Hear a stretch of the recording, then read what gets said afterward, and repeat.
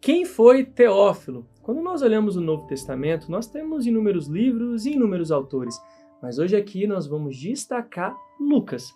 Lucas escreveu o Evangelho segundo Lucas, onde a ênfase é ao ministério de Cristo, sua morte, ressurreição e ascensão aos céus, e o livro que deu continuidade tanto ao ministério quanto ao relato, o livro de Atos, que conta a história da formação da igreja a partir da ascensão de Jesus e da vocação dos discípulos que ficaram.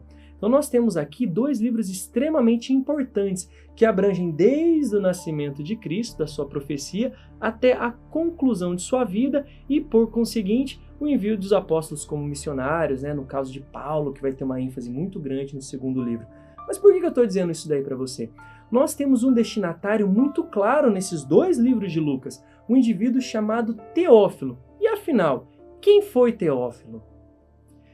A Bíblia vai nos trazer essas duas citações.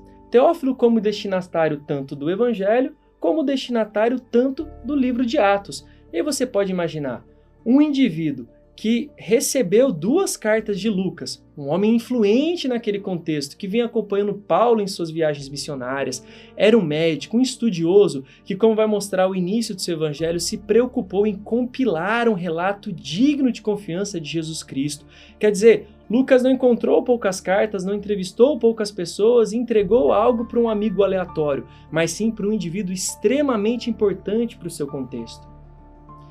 E quando nós vamos ao primeiro capítulo do Evangelho de Lucas, que é a primeira parte desse grande livro, que são as duas composições de Lucas, o versículo 3 nos traz a primeira alusão a Teófilo. Então, Lucas, capítulo 1, verso 3, a Bíblia vai nos dizer o seguinte: Eu mesmo investiguei tudo cuidadosamente, desde o começo, e decidi escrever-te um relato ordenado, ó excelentíssimo Teófilo, para que tenhas a certeza das coisas que te foram ensinadas.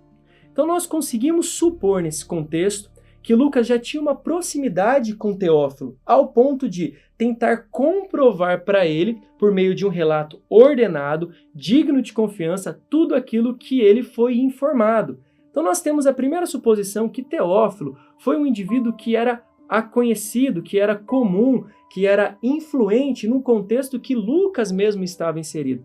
Talvez Teófilo tenha sido um cristão relevante, talvez Teófilo tenha sido um pregador, alguém que recebia a igreja em sua casa, que disseminava o evangelho, algum hospitaleiro que estava conduzindo uma pequena comunidade. Talvez Teófilo possa ter sido um comerciante influente, por exemplo, visto que ele poderia estar ofertando ou tendo contato com inúmeras pessoas, falando línguas novas que talvez Lucas não tivesse acesso.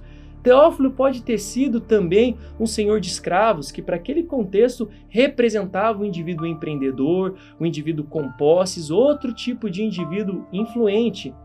Teófilo pode ter sido um político, enfim. A primeira suposição é que Teófilo foi um indivíduo realmente. Teófilo foi um homem conhecido de Lucas, conhecedor da causa cristã, para a qual evangelista Lucas, o médico Lucas, escreveu esses dois livros. Então, a primeira suposição que a teologia vai ter pela história é de que, sim, existiu Teófilo.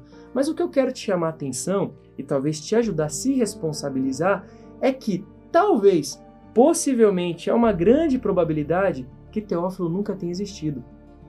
O que eu estou dizendo com isso daí? Não estou dizendo que Lucas inventou um relato e inventou um destinatário, mas talvez Teófilo não foi um homem cristão.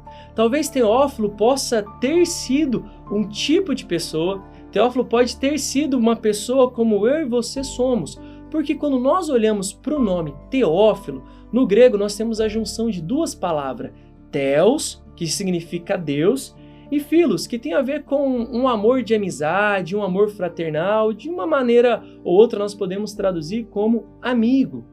Então nós encontramos essas duas palavras em gregas que dizem respeito a Teófilos com uma transliteração, não uma tradução literal, mas uma transliteração para o português de amigo de Deus. E aí nós saímos de uma suposição que houve um homem chamado Teófilo, para que houve um amigo de Deus. E por que eu disse que talvez Teófilo seja você e eu? Sendo amigo de Deus, Lucas não escreveu esse relato para um único indivíduo, porque eles estavam vivendo um contexto de perseguição.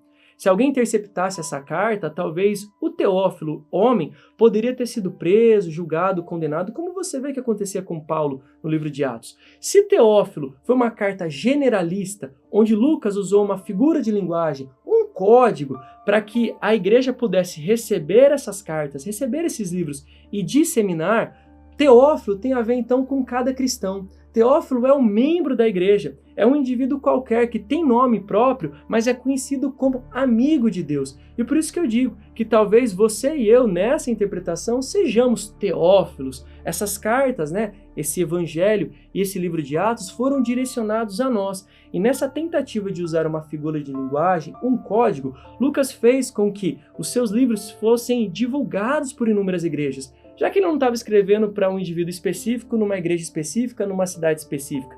Sendo Teófilo uma carta para os amigos de Deus, essa carta, esses 2 livros no caso, poderiam ser disseminados entre as igrejas de fala grega, porque Teófilo é um nome grego, e todos poderiam trocá-las e ser mutuamente influenciados pelos escritos de Lucas. Então nós concluímos que Teófilo pode tanto ter havido, como pode continuar havendo através de nossas vidas, pois somos todos amigos de Deus.